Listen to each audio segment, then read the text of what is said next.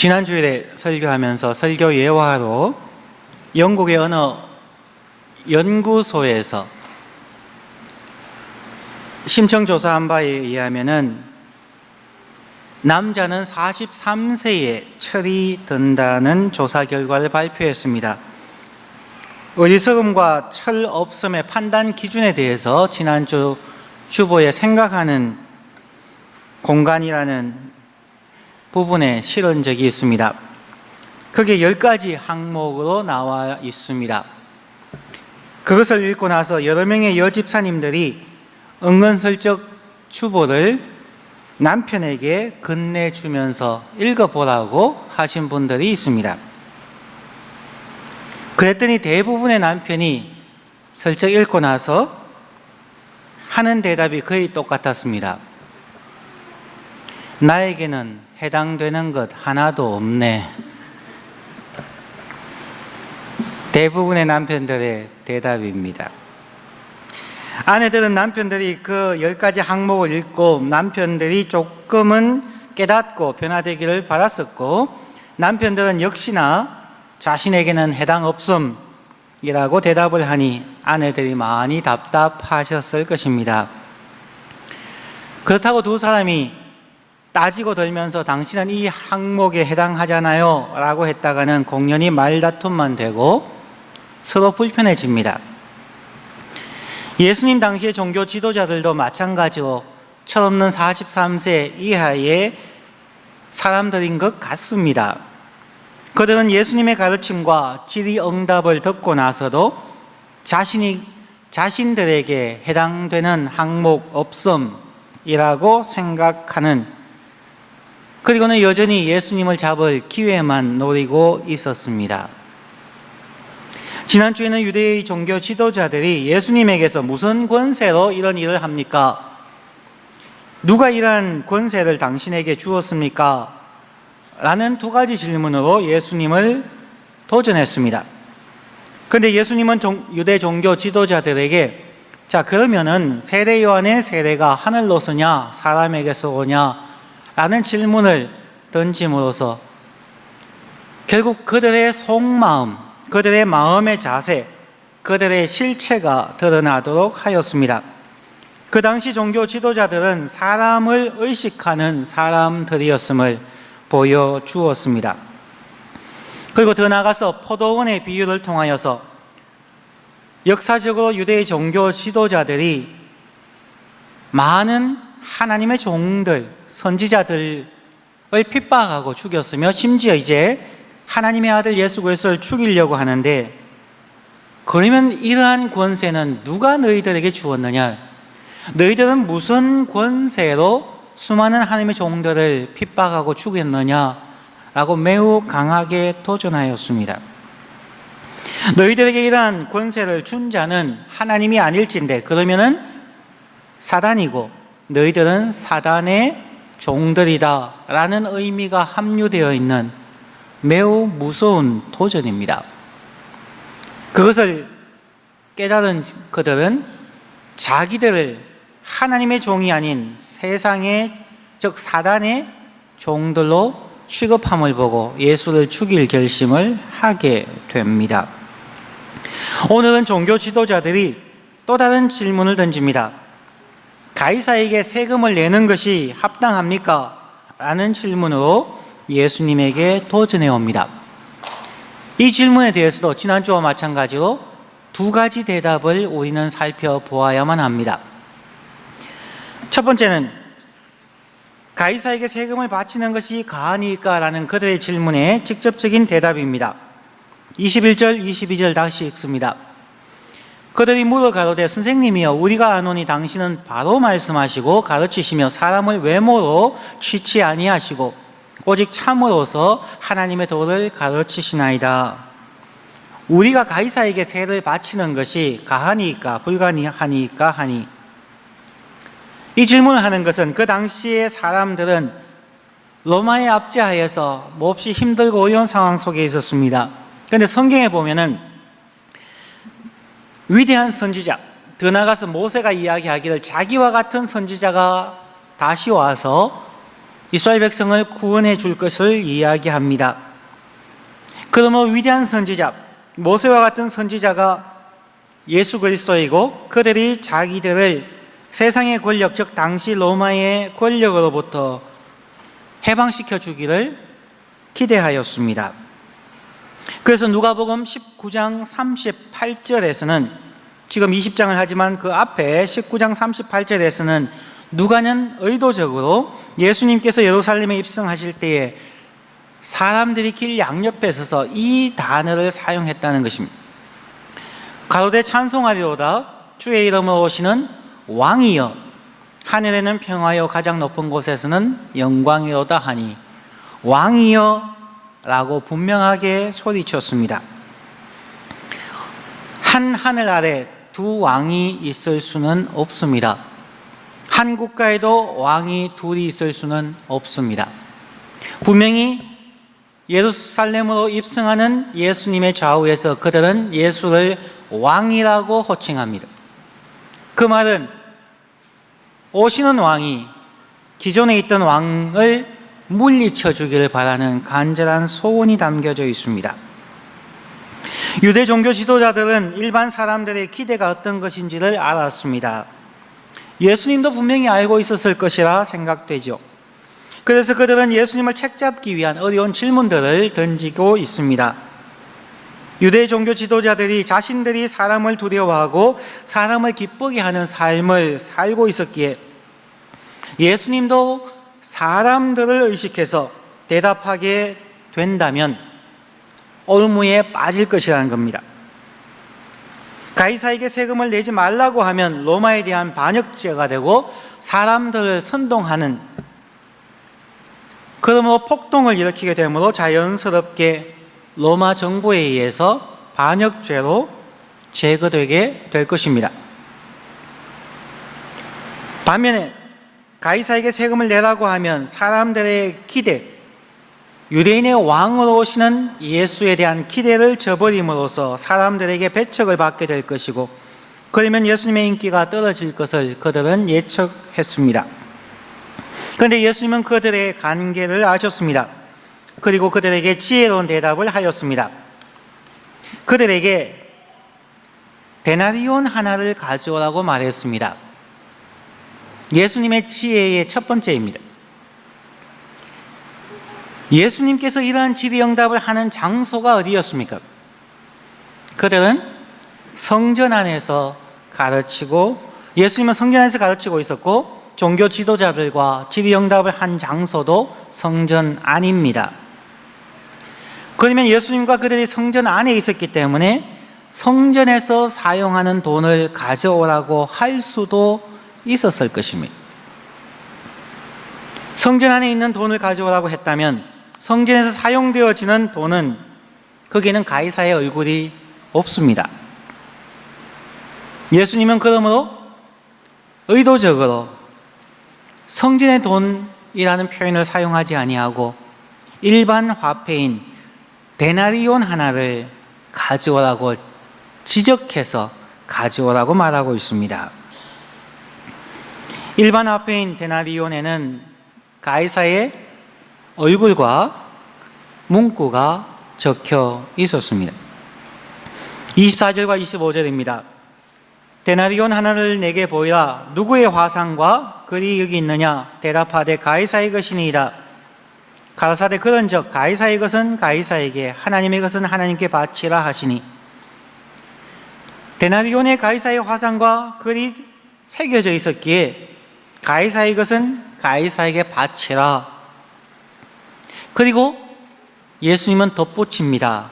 하나님의 것은 하나님께 바치라고 말했습니다. 참으로 지혜로운 대답입니다.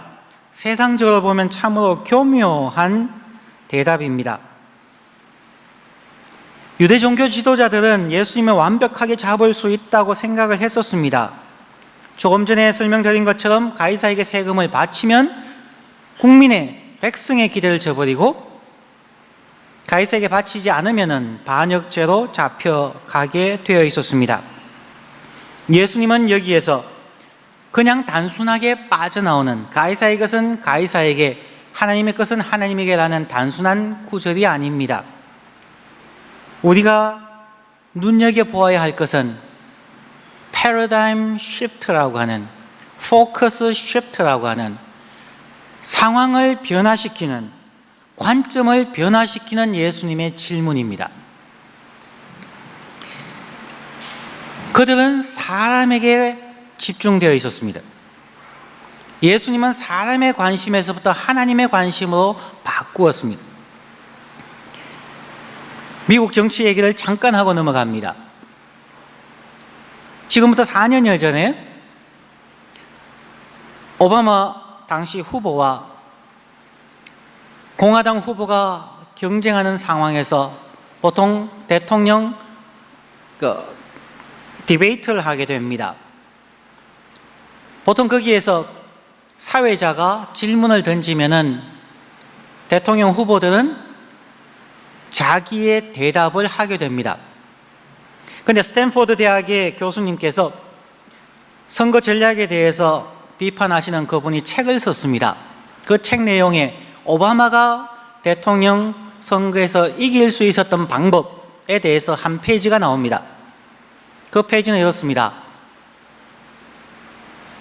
Reframe Strategy라는 것입니다.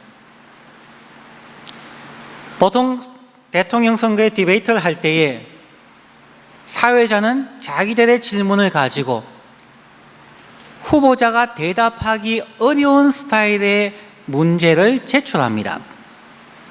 자, 당신은 과거에 이런 정책을 얘기했었는데 지금 어떻게 대답하시겠습니까? 그런 식으로 질문이 들어갑니다. 그러면은 거기에 대답하기 위해서는 자기의 과거에 대해서 디펜드를 하든지 변호를 하든지 아니면은 그것이 자기가 수정되었음을 바꾸어 줌으로 자기의 일관성이 흐트러지게 됩니다. 그렇게 되면은 시청자들과 방청객들이 보고 저 후보는 말이 바뀌는 사람이구나. 저 사람은 몇 년 전의 이야기와 지금의 이야기가 달라지고 그러면 대통령이 되어서도 신뢰할 수 없는 사람이겠구나 라고 생각하게 된다는 것입니다. 오바마에게도 아주 위험한 질문이 던져졌습니다. 그때에 오바마는 reframe strategy를 사용합니다.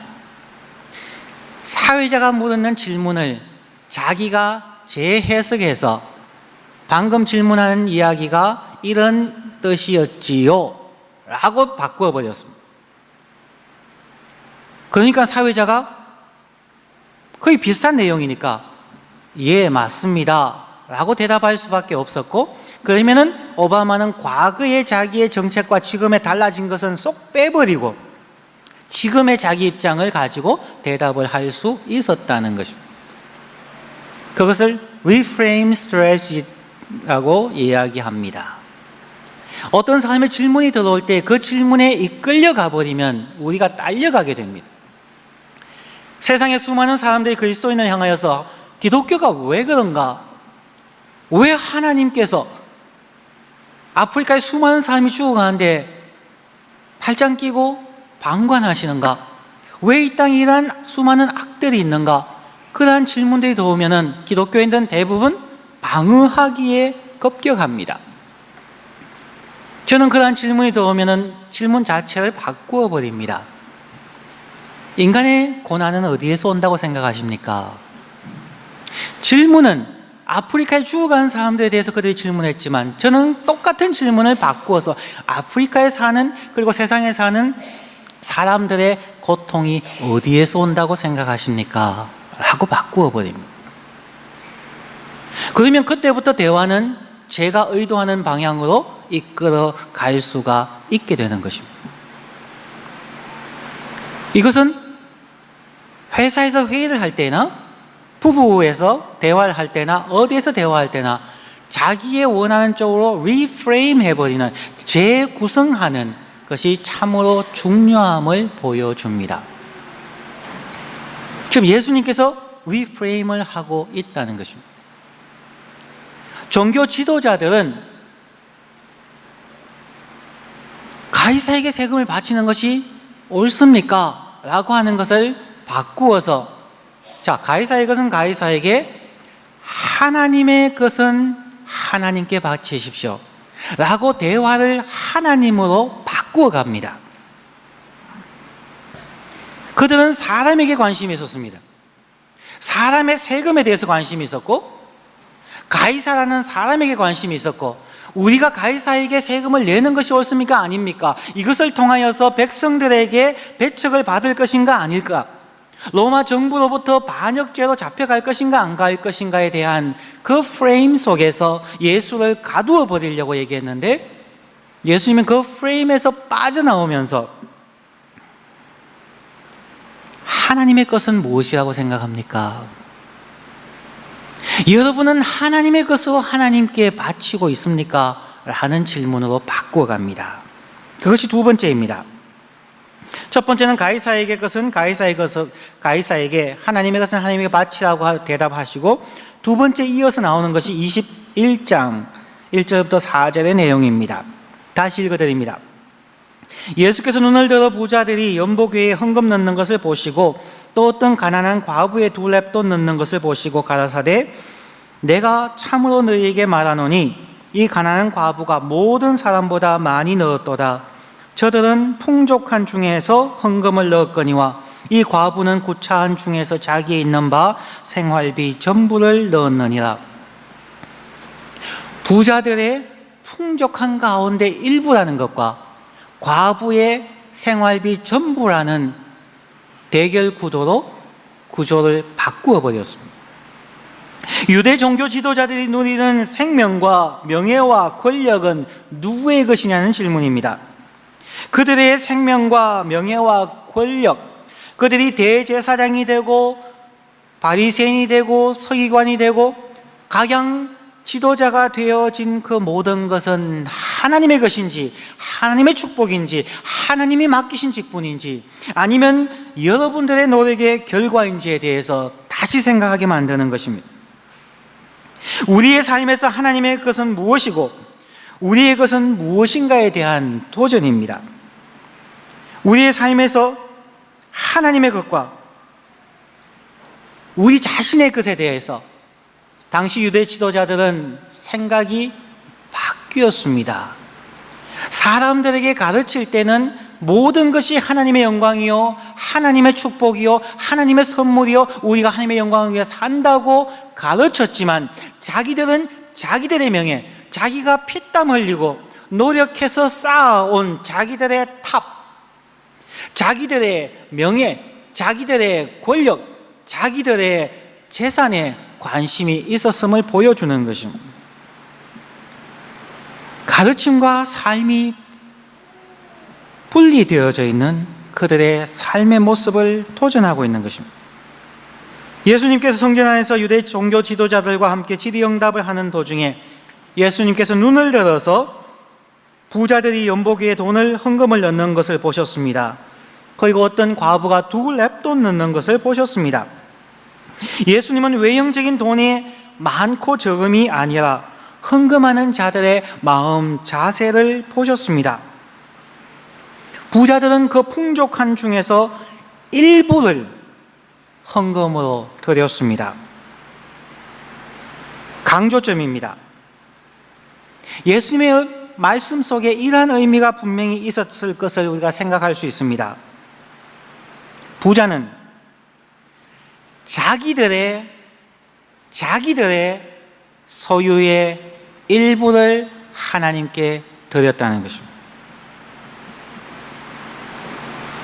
하나님께서 주신 생명과 재물의 일부를 드린 것이 아니라 자기들이 노력해서 번 소유의 일부를 하나님께 드렸다는 의미로 해석할 수 있습니다. 우리는 헌금을 할 때에 하나님께서 주신 축복, 하나님의 것을 하나님께 드린다는 생각을 하면서 헌금을 준비하고 있습니까? 아니면 우리의 것을 가지고 우리의 생활 형편과 계획을 먼저 살펴보고 하나님의 것을 하나님께 드린다는 생각이 아니라 우리의 것을 우리의 계획 속에서 하나님의 헌금을 일부러 떼어서 드린다고 생각하고 있습니까?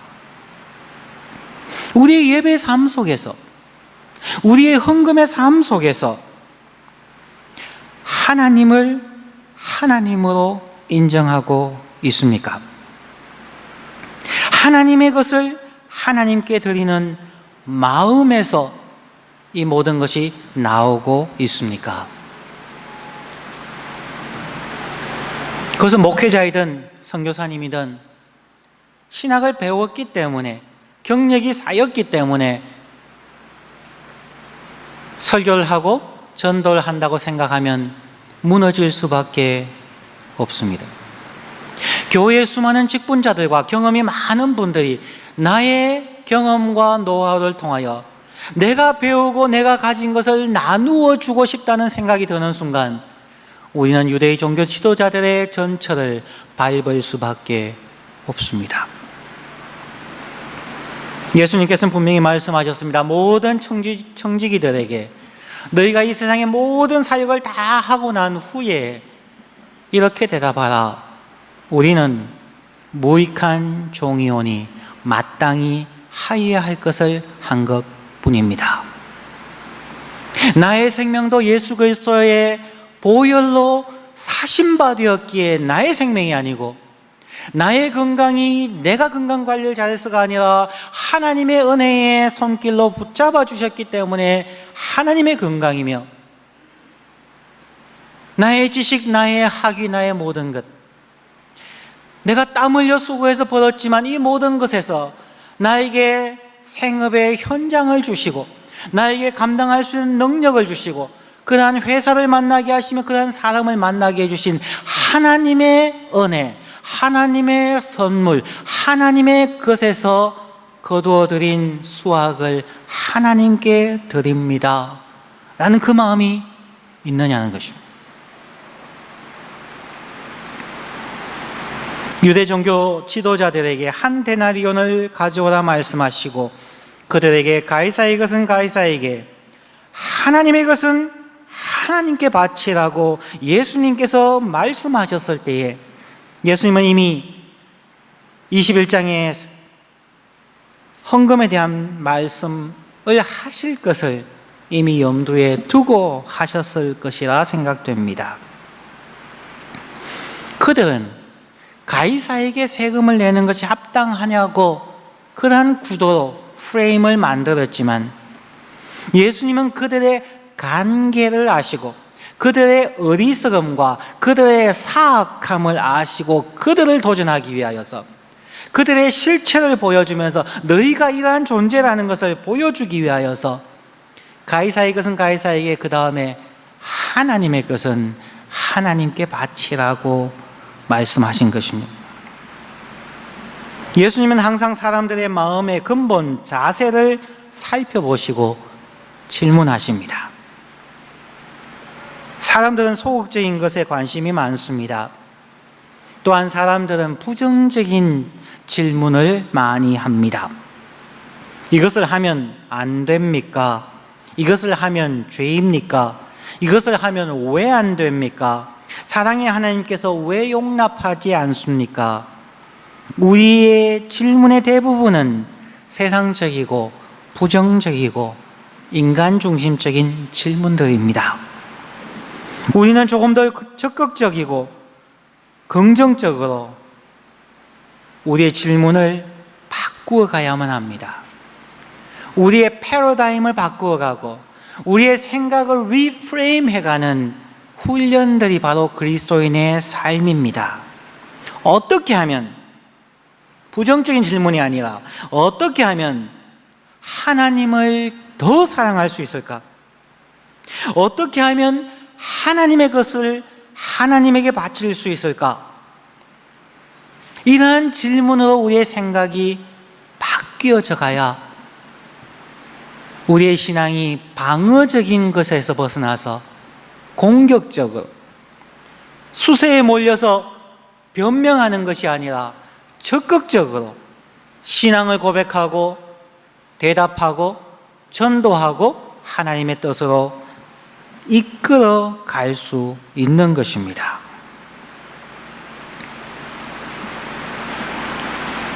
중요한 것은 우리 한 사람 한 사람의 마음 자세에 대한 문제입니다.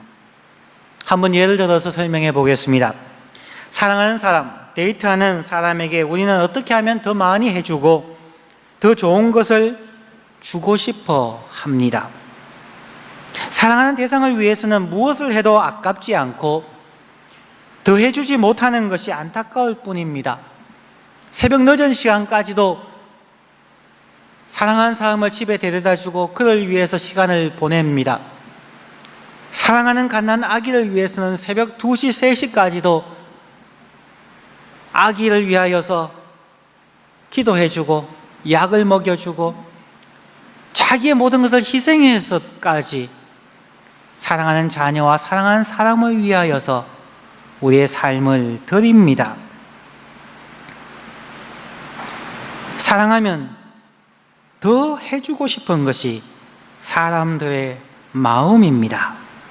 그런데 유대 종교 지도자들 그리고 오늘날의 우리들은 돈에 관심이 더 많고 자신의 명예와 편리한 삶에 더 관심이 많습니다. 하나님의 것을 하나님께 드리는 것에는 인색합니다. 우리가 하나님에 대한 사랑, 구원의 감격, 복음의 열정이 식어가면서 그 식어간 것의 증거로서 나타나는 것이 성경 읽기 귀찮고 교회 가야 하나, 꼭 11조 해야 하나, 꼭 이렇게 봉사해야 하나, 그 말은 우리의 사랑이, 하나님을 향한 우리의 사랑이 예수 그리스도의 보혈과 십자가의 죽으심에 대한 감격이 무뎌졌다는 표현이고 바로미터입니다. 척도입니다. 하나님의 것을 하나님께 드리고 있습니까? 한 과부는 어려운 생활 중에서 자신의 있는 바 생활비 전부를 넣었느니라. 예수님은 전부라는 표현을 사용했습니다. 과부가 전부 다 넣었을까요? 그렇지는 않습니다.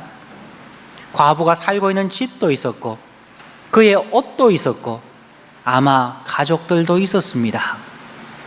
예수님께서 생활비 전부를 넣었다고 해서 전부를 다 넣었다고 표현하는 것이 아니라 과장법으로 보시면 됩니다. 하나님은 그 과부의 마음을 보셨다는 것입니다.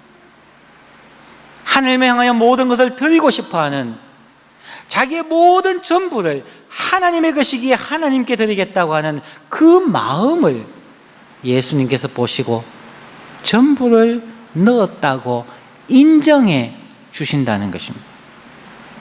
우리가 우리의 모든 것을 하나님께 다 드릴 수가 있을까요? 불가능합니다.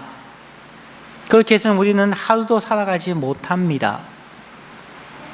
예수님께서 부자 청년에게 너의 가진 모든 것을 팔아서 가난한 자에게 주고 나를 조처라고 했을 때 사람들은 어떻게 자기의 모든 것을 다 팔아 가난한 사람에게 줍니까? 라고 생각을 합니다. 그것은 과장법이지 예수님께서 절대로 다 팔고 빈몸으로 오라고 얘기하지 않습니다. 강조점은 거기에 마음이 가 있던 그 마음의 전부가 가 있는 생명과 명예와 재물과 여기에서부터 그 마음을 다 팔아서 가난한 자들에게 주어버리고 100%의 마음으로 일심으로 나를 조처라고 하는 것, 그것이 예수님께서 하시는 강조점입니다. 전부를 넣느니라 하는 말씀입니다. 오늘 한번 잠시의 시간만이라도 멈추어 서서 생각해 보십시다. 나에게 하나님의 것은 어떤 것이 있는가? 나는 하나님의 것을 하나님께 바치고 있는가?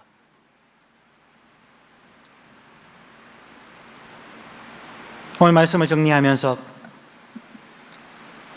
생텍쥐베리가 쓴 어린 왕자라는 어린아이 책 같지만 일반 성인들이 많이 읽는 책의 한 부분을 인용하겠습니다. 그 부분에서는 세상에서 가장 어려운 일에 대하여 말하는 구절입니다. 세상에서 가장 어려운 일이 무엇인지 아니? 글쎄요. 돈 버는 일, 밥 먹는 일. 세상에서 가장 어려운 일은 사람이 사람의 마음을 얻는 일이란다.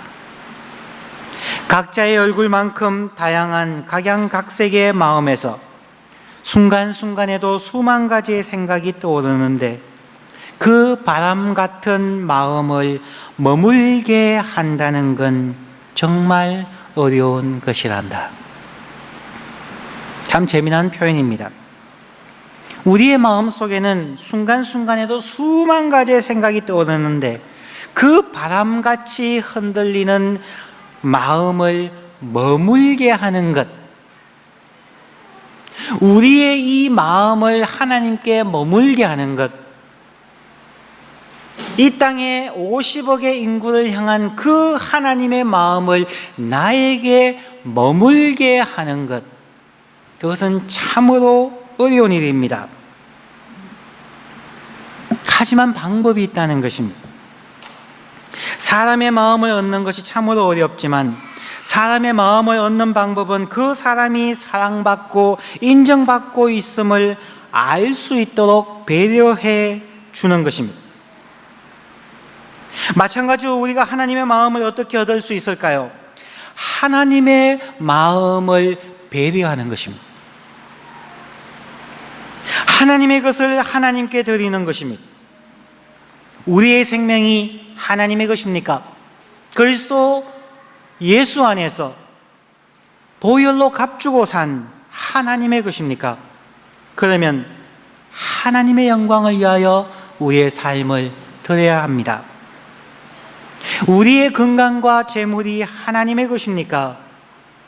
하나님의 나라를 위하여 드리고 사용하십시다. 하나님의 마음이 우리의 마음에 머물게 하는 것은 하나님의 마음을 이해하고 하나님의 마음을 배려하는 것입니다. 하나님의 마음을 얻으십시오. 하나님의 것을 하나님께 드리십시오. 기도하겠습니다.